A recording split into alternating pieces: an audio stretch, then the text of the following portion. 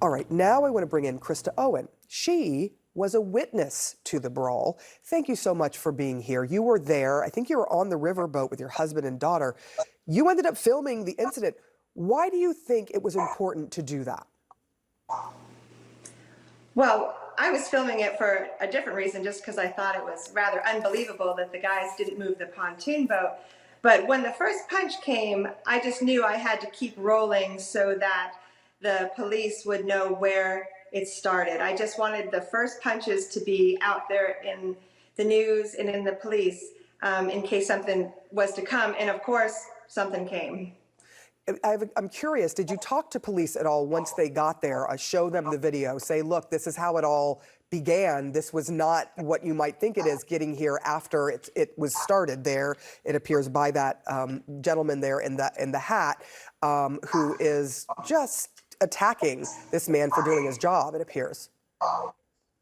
That's right. Well, when I disembarked the boat, there was a police officer just a few feet onto the dock, and I did. I stopped and I put my video at the place just before the punches started, and I said, I want to show you. I caught it. And he was pretty overwhelmed. He was pretty confused on what was going on, and there were other people with videos that they wanted to show. So although I did kind of put my camera in his face to show the video, he didn't need me to stick around. And as I left, that's when I thought, I'm going to contact a news agency in Montgomery to see if they want what I have. Wow. I mean, the fact that you went to police and you said, hey, look, I see how it started. I have video of how it started. I need you to know this so that the right people are put under arrest is pretty powerful. Krista, in some of the videos, we've seen people on the boat. They can be heard yelling for someone to go help the co-captain that's standing there trying to get them to move the pontoon boat. What were you thinking about as you're watching all this unfold?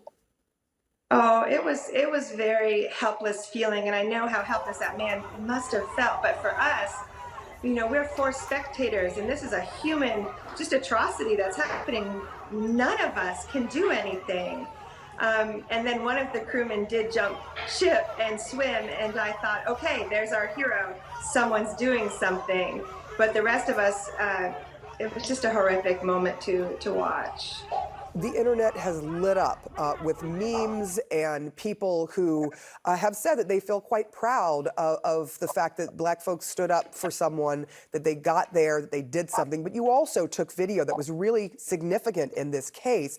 Why do you think this is taking on the kind of attention that it has?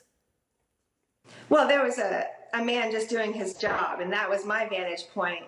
Our crewman, who I found out later was a co-captain, he was trying to get us to dock so we could leave the boat and enjoy the rest of our evening. He had a job to do.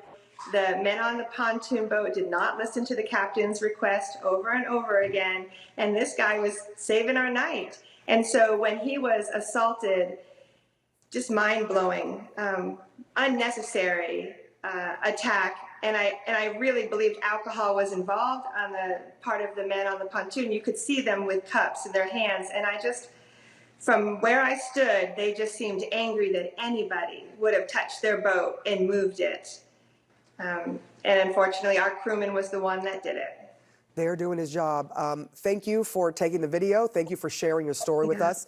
And thank you for talking to police to let them know what you had, because it's certainly in evidence now. I appreciate you coming on the show. Thank you, ma'am.